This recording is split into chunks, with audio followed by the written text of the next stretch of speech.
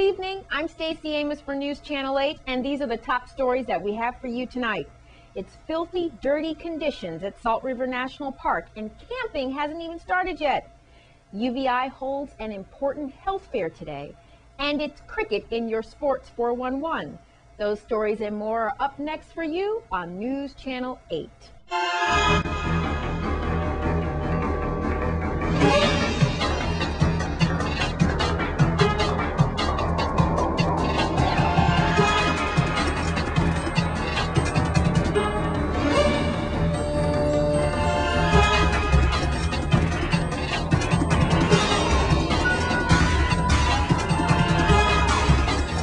Top story tonight. For years, St. Croix campers have been accused of leaving campsites dirty. News Channel 8's Wes Small found out Salt River is dirty. Thank you very much, Stacy. And let Channel 8 and our family be the first to say to you a very early Happy Easter, okay? And wow, I didn't think that the campers were out here already, but the cameraman's going to pan down. We're at Salt River. See the tents already there? And then he's going to come back, and you can see there, we have tents down there. It's a beautiful thing, right? But why am I not happy then? I'm not happy because I'm going to take you and millions of people on YouTube on a journey.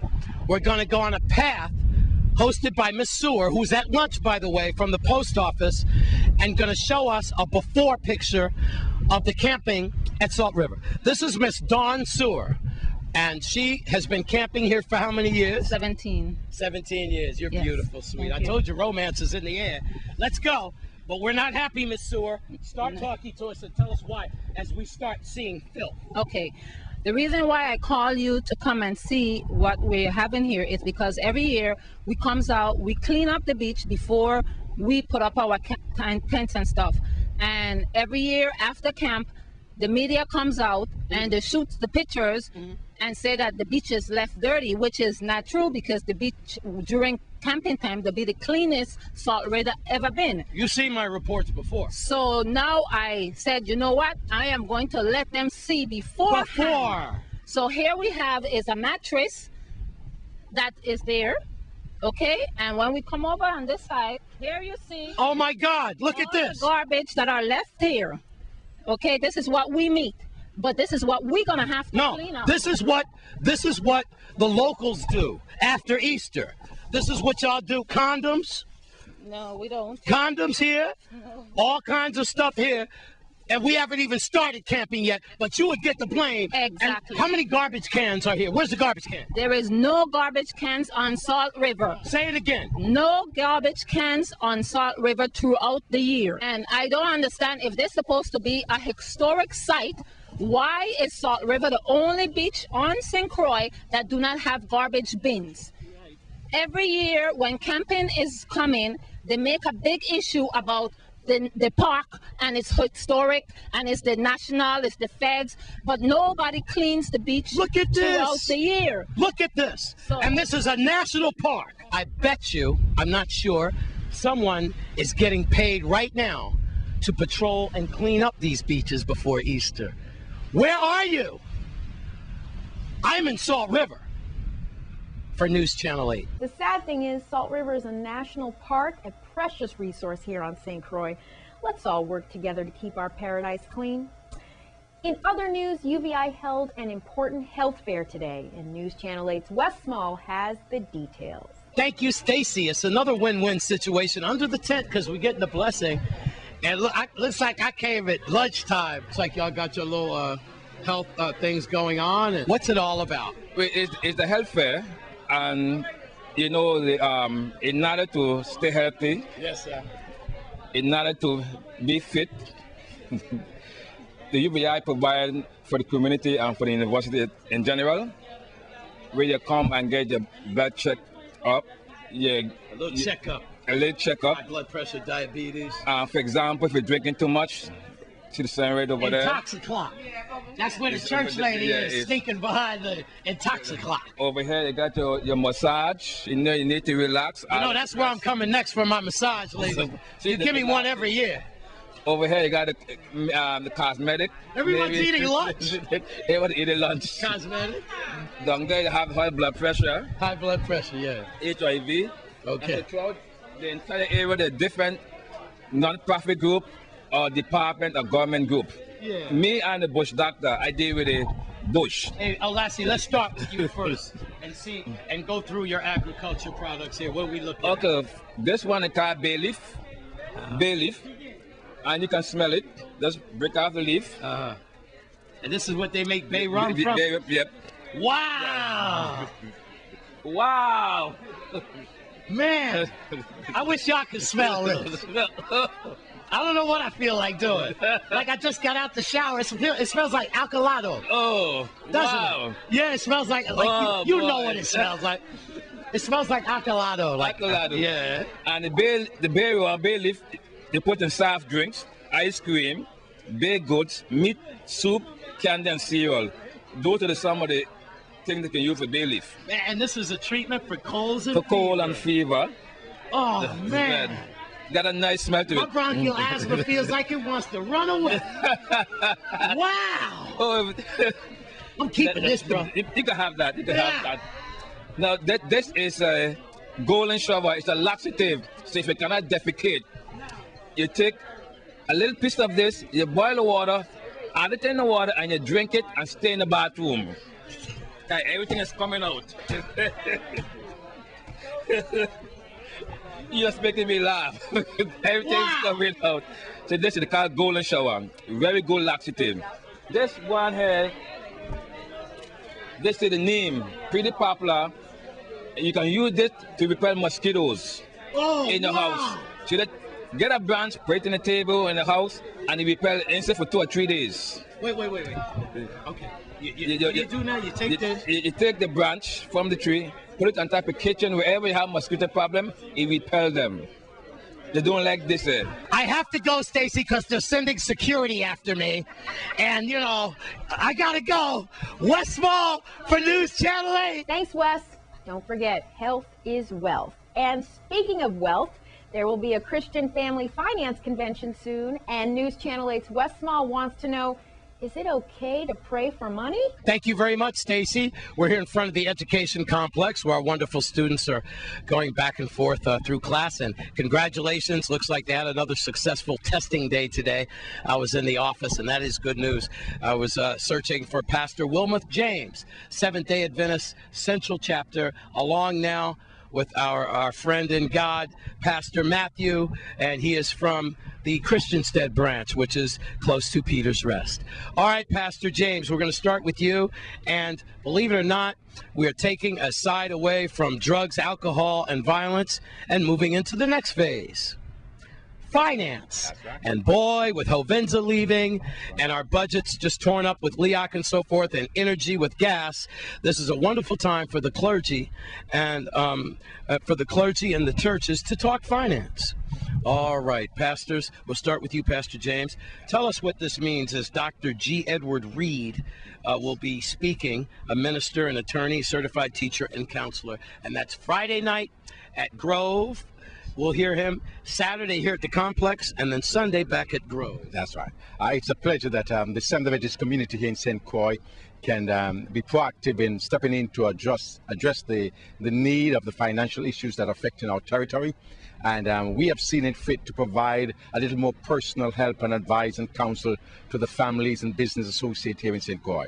The plan is that we will have Dr. Ed Reed, a certified teacher, our ordained minister for more than 40 years, and also an attorney who has been very influential in regards to business administration, to visit our shores, to particularly meet with the constituency in addressing what we consider to be one of the most critical financial issues we're facing here in the territory. He will address issues related to their family. He will address finance relating to the business sector. He'll also address how we can manage that which we have little, and particularly for those homes and families that could be affected from the nurses' layoff, and also from the Hovenza spillover of laying off men and women there, and also from the very worldwide economic depression that is now hitting our territory. We're glad that Dr. Edward Reed can be with us over the weekend of the 23rd to the 25th here in St. Croix. Welcome. Pastor Matthew, it's a pleasure to talk to you, sir. And certainly, thank you for the moment for sharing. It is proven that 70% of all divorces actually stem from money management matters. And so the church, as Pastor James has indicated, wants to take this proactive stance in helping and equipping individuals in the community to further deal with the challenges of the economic downturn. We anticipate some levels of further anxiety and stress and irritability in dealing with routine day-to-day challenges, because when money is short, people become easily frustrated. And so we want to take this opportunity to invite the entire St. Croix community to be part and parcel of this weekend's activity. It is free. We can be here to add to your increased knowledge in actually how to make ends meet and actually keep your family sweet. I've asked other ministers before, should you feel guilty when you pray for self-wealth, like, to say, God, please, I need some money. I really need to retire. I need some money. Why am I feeling guilty? Well, actually, one should not feel guilty for praying for oneself. The Bible does encourage the love of oneself. The challenge is when there's an excessive love of oneself.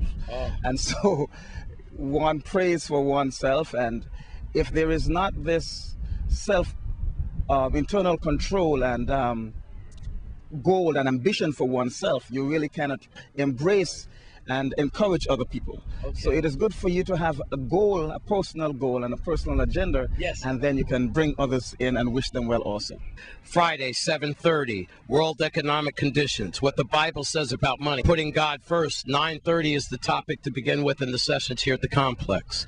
And then 11 o'clock here at the complex. 4 o'clock again at the Sun. So you have all day Saturday at the complex, and then the final session, 7:15 Sunday, okay? And that is back in Grove. More information on this, please call the Seventh-day Adventist folks at 778-6589, 778-6589, or 692-2437 for more information at the complex. God bless you. I'm Wes Small for News Channel 8. It's your Caribbean Report when we come back.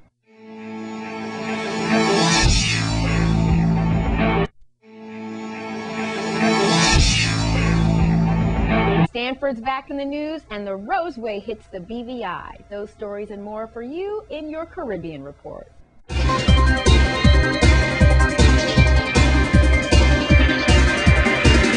From Antigua, the government has lost another legal battle that will cost it millions.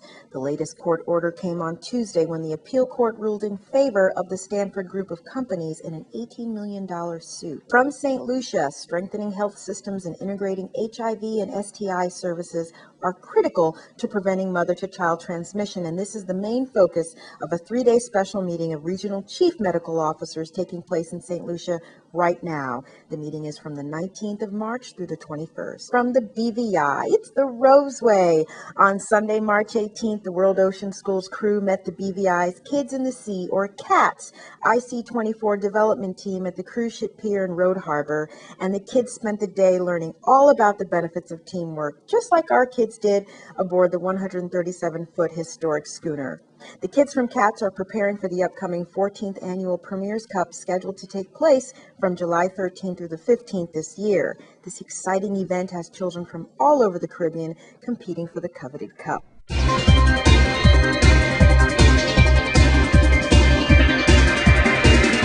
Here's Judy Buckley with your weekly Crime Stoppers report. This is Judy Buckley with your weekly Crime Stoppers report.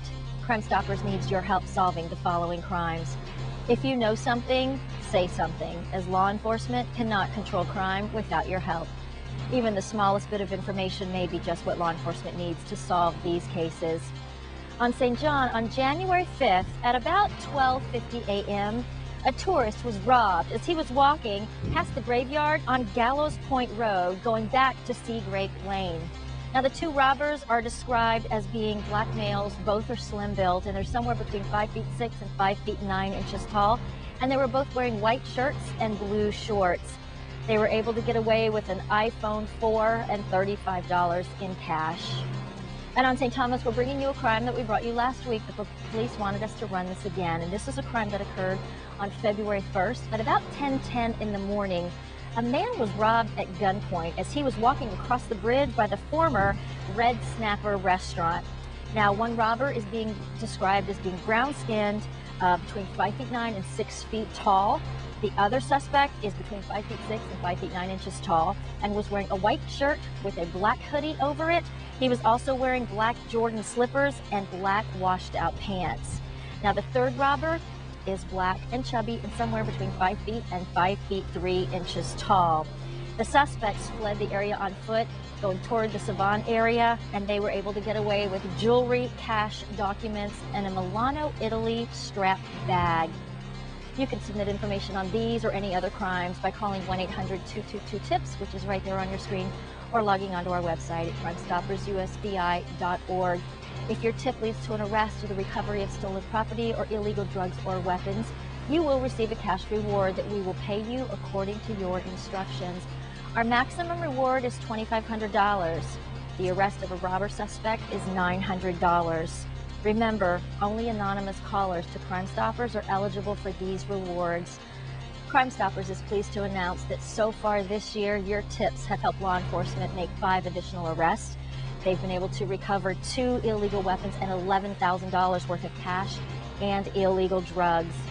Based on these arrests, Crime Stoppers has authorized 5 new rewards totaling $4,607. If you have submitted a tip to Crime Stoppers any time in the last 10 months, please contact us and find out if your information makes you eligible for a cash reward. This has been your weekly Crime Stoppers report. And as always, if you know something, please say something. It was Haiti and Cuba. Those 2 countries were the hot topics at the UVI Model United Nations competition today. Thank you very much, Stacy. Another win-win situation here at UVI. And it's very interesting, you know, here on UVI campus, we're talking about Cuba. It's the 4th annual Model United Nations competition. And then we also have on St. Thomas, Haiti, as the students have taken up third world countries, talking about embargoes, cholera, and the like. Here now with Miss Sonia Boyce is with the Rotary Club South West in Harborside, right? All right. On St. Croix. On St. Croix. And you know, it's interesting just hearing some of these students, and we're going to try to give you the final results in just a few minutes. I'll throw you to that, about what they talk about. You know, the remarkable thing, Miss Boyce, is that these children weren't even a twinkle in their parents' eye when the Fidel Castro missile crisis happened and Papa Doc had started taking his dictator reigns in Haiti. And so, as a young journalist, I really was intrigued by this. You know, I mean, not any more young, but what do you think about your 4th annual competition and what it means to the community? I think it's a wonderful opportunity for our college students to be able to do the research and find out what's happening, what happened in the past, so we can make sure it doesn't happen in the future. And also learn what's happening in other countries. For example, just learning about the embargo that happened. One of the judges asked the delegate a question, and the result was that it forced Cubans to really be creative in terms of how they, with medicine, for example, it forced them to become very good at what they do. So this was one of the, while it may have been something that was not really beneficial to them, but it forced them to be very creative and to emerge as one of the leaders in the world. Can I step in and say, one door open, 2 closed? Exactly, precisely, yes. Yeah, well, that's interesting. So like I said, I'm going to throw it first of all, I'll throw it to one of the young ladies up here talking about the Cuban situation. The United Nations must firmly stand behind the Declaration of Human Rights, which the embargo goes against. Both presidents from Cuba and the United States can come together to find common ground. In conclusion, the international community wants the U.S. to listen to the vast majority. Here are some of your winners for today's debate. Best position goes to Maxence Hendy. The best presentation goes to Maxence best responses goes to Maxons and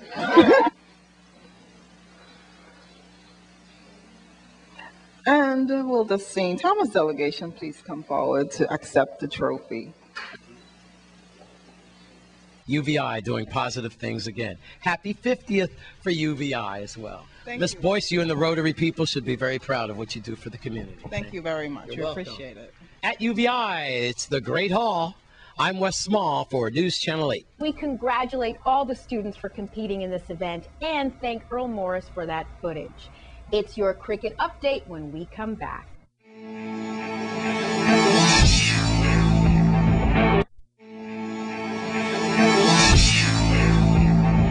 It was a nail-biter, the West Indies versus Australia in the Digicel International Cricket Series. Cricket from St. Vincent, tension-filled, nerve-tingling, and heart-stopping were just a few of the words used to describe the frenetic finish to the third Digicel one-day international between the West Indies and Australia, which ended in a tie on Tuesday. West Indies came back from 5 wickets down for just 78 runs to snatch a tie against Australia in a dramatic end to this third Digicel international at Arnos Vale on Tuesday. The two teams will travel to St. Lucia on Wednesday for the 4th and 5th Digicel one-day internationals. Attention will also be centered on 2 games this weekend when the final round of the West Indies Cricket Board regional 4-day championship bowls off across the region, because the 4 teams involved will all be competing for the 3 semifinal spots still up for grabs. Barbados, 3rd in the standings on 36 points, face Windward Islands, who are 5th on 28 points at the National Stadium in Grenada. 4th place Trinidad and Tobago on 34 points will travel to St. Kitts to take on Leeward Islands, who are jointly at the bottom of the tables with combined campuses and colleges, or CCC, on 12 points and have no chance of reaching the Final Four. The other game, featuring Jamaica and the CCC at the 3Ws Oval in Barbados, will be of academic interest, as Jamaica, the runaway leader on 60 points, has already qualified, while CCC are out of the running.